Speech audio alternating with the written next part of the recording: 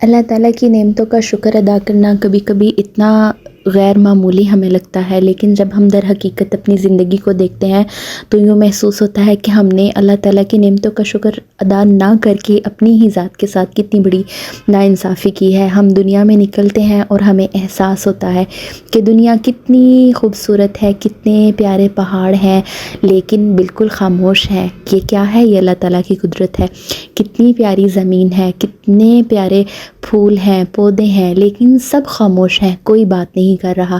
سب اپنی اپنی جگہ پہ اپنا کام کر رہے ہیں۔ کوئی ہمیں ہوا پرووائڈ کر رہا ہے، کوئی ہمیں سکون پرووائڈ کر رہا ہے، کوئی ہمیں چھاؤں دے رہا ہے، لیکن ہم اللہ تعالیٰ کا ان چیزوں پہ شکریہ ادا ہی نہیں کرتے۔ ہم اللہ تعالیٰ کا یہ بھی شکریہ ادا نہیں کرتے کہ یا اللہ پاک تیری دوسری مخلوق تو بول ہی نہیں سکتی، لیکن ہم وہ مخلوق ہیں جو بول سکتے ہیں، جو بیان کر سکتے ہیں، اپنے الفاظ کے ذریعے تیری پاکی کو بیان کر سکتے ہیں، تیری حمد و ثنا کر سکتے ہیں، لیکن ہم نہیں کرتے۔ ہم کس قدر ناشکرے ہیں۔